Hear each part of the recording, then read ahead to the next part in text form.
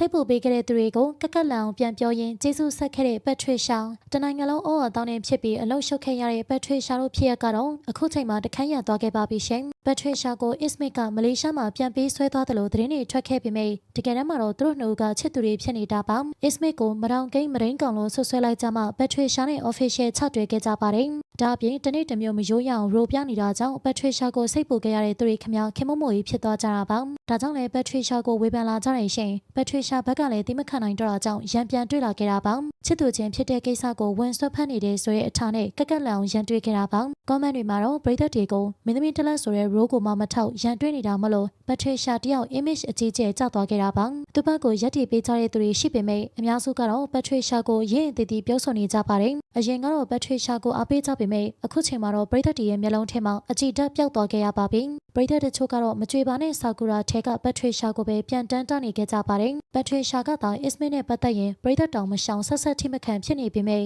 အစ်မစ်မှာတော့ပက်ထရစ်ရှာမဟုတ်တဲ့ကောင်မလေးရှိနေသေးတယ်လို့လည်းသတင်းတွေထွက်ပေါ်နေတာပါလက်ရှိမှာဆိုရင်ပက်ထရစ်ရှာကမြန်မာနိုင်ငံကိုပြန်ရောက်နေပြီဖြစ်ပေမဲ့အစ်မစ်ကတော့မလေးရှားမှာပဲနေရခဲ့တာပါဒါကြောင့်အဲ့ဒီမှာအစ်မစ်ကိုအခြားကောင်မလေးတွေနဲ့အတူတွဲတွေ့ရတယ်လို့နှိစက်သူတချို့ကပြောကြပါတယ်ဒါပေမဲ့ဒါကတော့ပက်ထရစ်ရှာတို့ကိုအမြင်ကန့်နေသူတွေရဲ့ကောလဟာလသာဖြစ်နိုင်ခြေရှိတာပါဘလို့ပဲဖြစ်ဖြစ်ပက်ထရစ်ရှာကတော့လက်ရှိမှာလူထုမြတ်တာကိုခံယူနေရတာဖြစ်ပါတယ်ပရိသတ်တို့ရောပက်ထရစ်ရှာရဲ့အစ်မစ်ပေါ်ချစ်နိုင်စွမ်းကိုဘလို့ထင်မြင်မိလဲဆိုတာပြပြခဲ့ပါအောင်ရှင်